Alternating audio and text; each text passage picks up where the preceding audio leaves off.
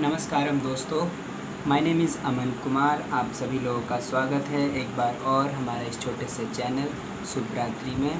और आज का हमारा टॉपिक है पतंजलि योग सूत्र 41, ट्यूसडे। आज का दिन 8 तारीख 2023। समय हो रहा है अपना 8:21। हवाएं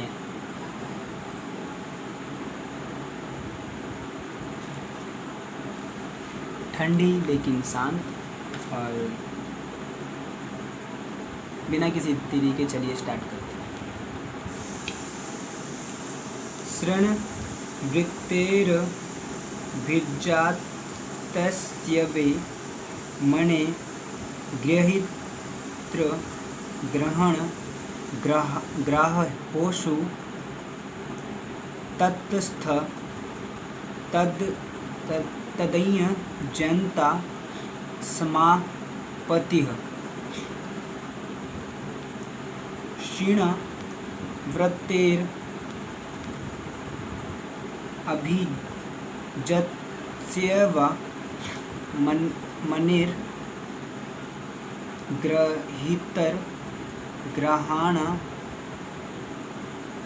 ग्राह्येषु तत्स्थ तदजन्ता समापतिः।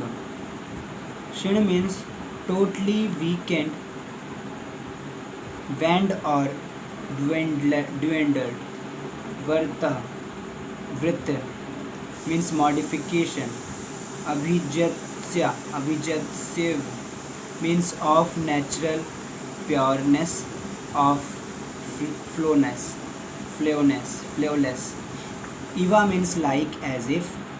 Mane means crystal. Grahitra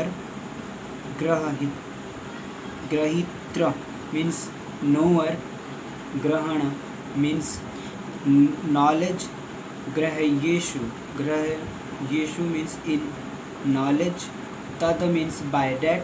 Stha means similar, being on or in. Tad means on that. Janta means assuming the color of any near object.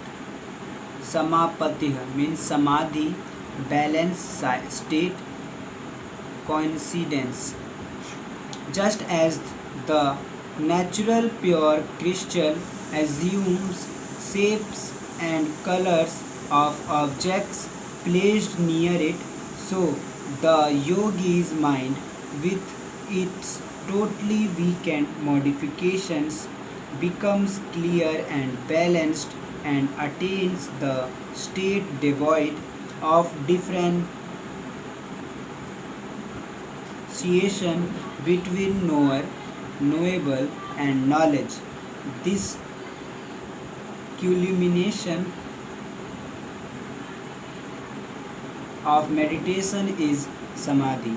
The mind of the yogi with its totally weakened modification means that the yogi has cultivated one thought from at the cost of all others. When you cultivate one alone, all the other impressions become weaker and final. To give a physical example, if you concentrate on the development of the brain alone, you are apt to ignore the other part of the body.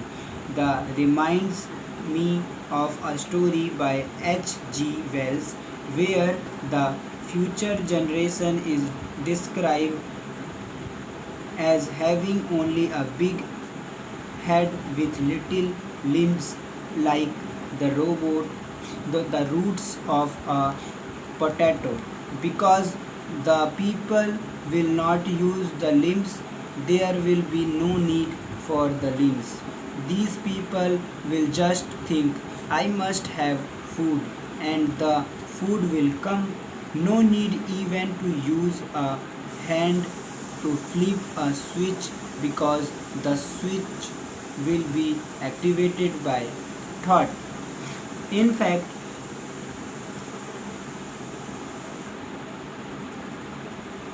Science is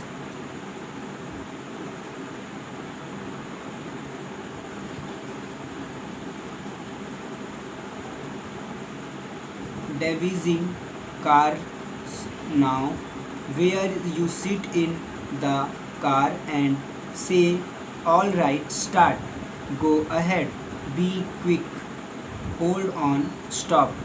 And even that seems to be unnecessary now that they have printed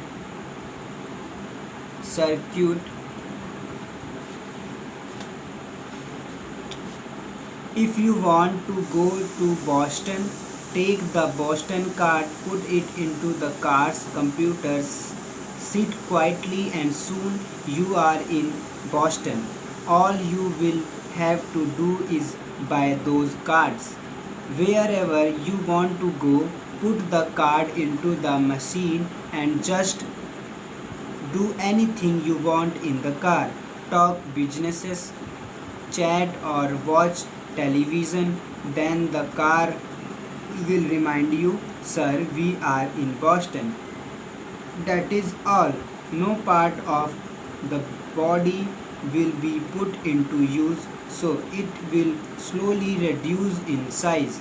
That is not one only true of the physical body, the same is true of the mind. If you develop one idea through constant meditation, all other thoughts and desires will gradually die away in our daily lives. We see that if you are interested in someone, you think of that person day and night. If you open a book, your mind will not go into the subject but instead we will think of that person. You will gradually lose interest in all other people and things. The same is true in yoga practice. Our concentration and meditation should be like that. In the ancient Hindu scriptures, we come across stories which illustrate this point. For example, there is the story of Valmiki the highwayman. Says Narada was passing by and as usual Valmiki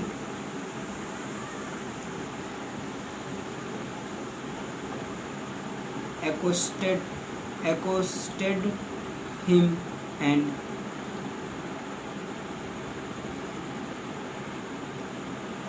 exhausted him and said, hey, what do you have in your pockets? Oh, I do not even have pockets, sir. What a wretched man! I have never seen a man with nothing. You must give me something, otherwise, I would not spare your life. Spray,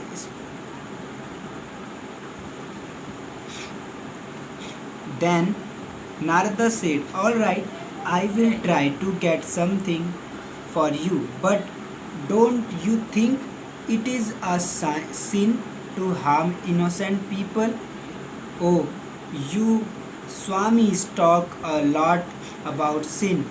You have no other businesses, but I have to maintain my wife, children, and my house. If I just sit and think of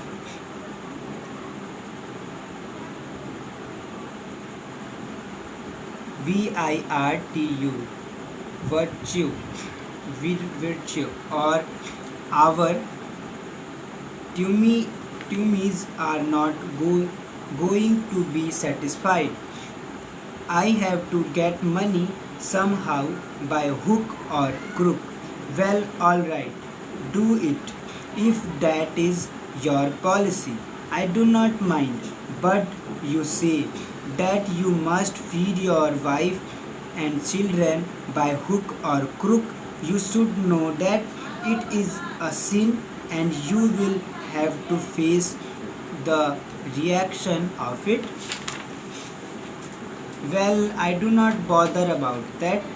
You may not bother, but since you are committing sins to provide for your wife and children, you do better ask them whether they are willing to share the reactions of the sins also.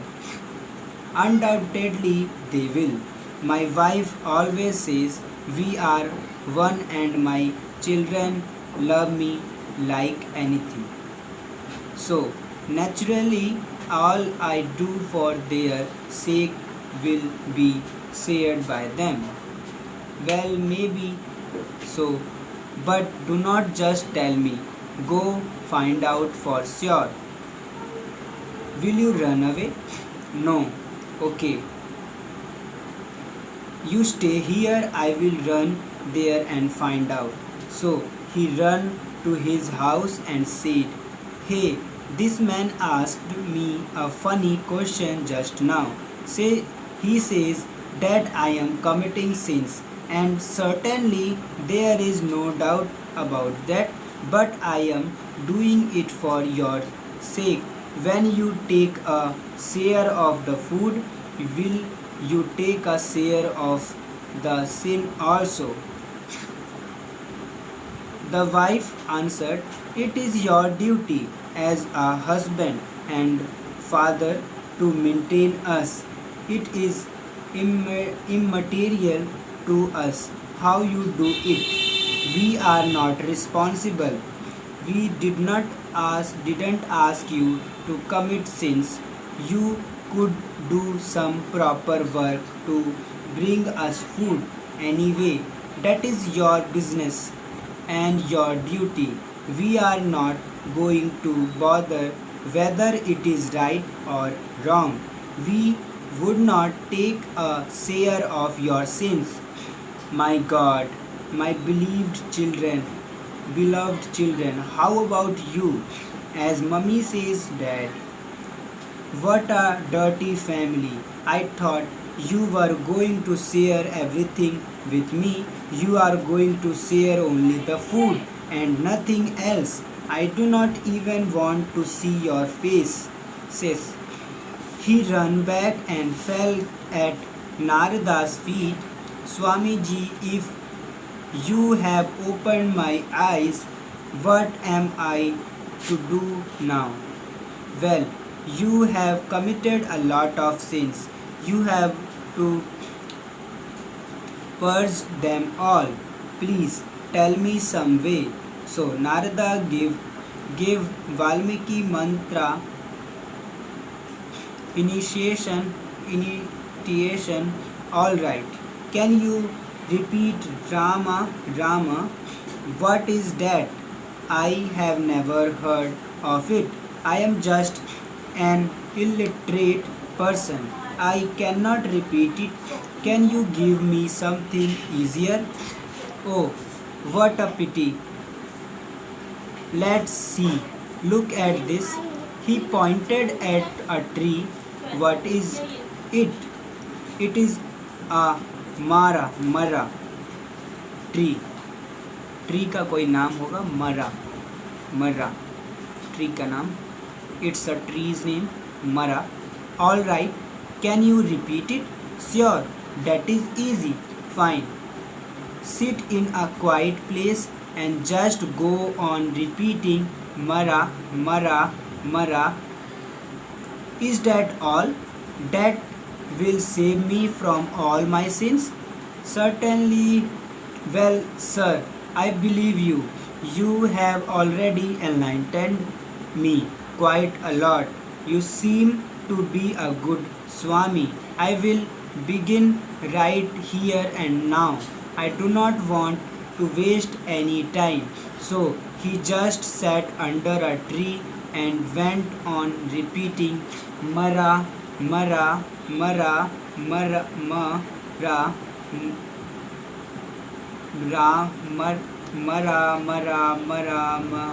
Ram, Ram. See, Mara soon become Ram. He sat for years like that until at least an anthill was formed completely covering his body. Yes, because he was so deeply interested in that he forget forgot everything else. Even his body became benumbed, benumbed as if the fuse were were blown in the main powerhouse. This is what happened in Samadhi. So after a long time, somebody just passed and happened to disturb the anthill, and the Saint Valmiki emerged. Later he got the divine vision of Lord Rama's life and wrote the entire epic story of the Ramayana. Even now you can read Valmiki's Ramayana. What is to be learned from this story?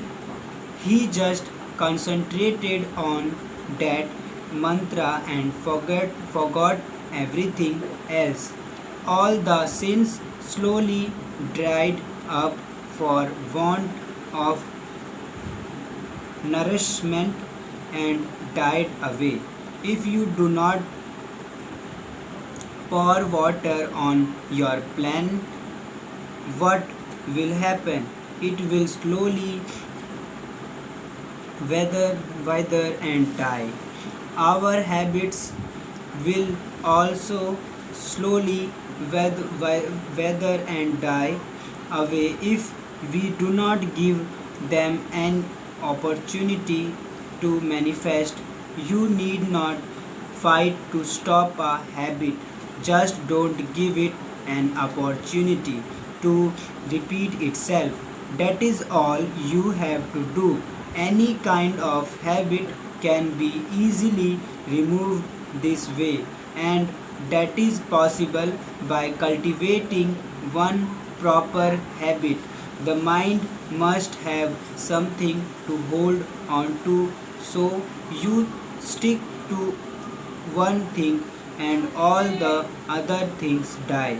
Now, to finish the sutra, the mind of the yogi, with its totally weakened modifications, attains a state in which there can be no differentiation between the knower, knowable, and knowledge. The yogi, whose vrittis have thus become powerless by the cultivating of one particular vritti, ceases to distinguish between the knower, knowable, and knowledge. Meditator meditated upon and meditation. In meditation, you are conscious of all three: subject, object, and process of meditation. But at this point, the three become one. Either the object becomes subject or subject becomes object. And when there is no subject object separation, there is no process either. The mind is completely absorbed and loses itself in the idea or object of meditation. Patanjali gives the example of an object near a crystal. If you put a red flower near a crystal, the crystal itself appears to be red like the flower. It becomes one with that. It accepts that. Likewise, the mind accepts the idea of your meditation and takes that form. तो आज के लिए आज हमारा पतंजलि योग सूत्र 41 complete होता है, और हम मिलेंगे ऐसे ही किसी नेक्स्ट वीडियो में। तब तक के लिए शुभ रात्रि। आप सभी को नमस्ते, बाय।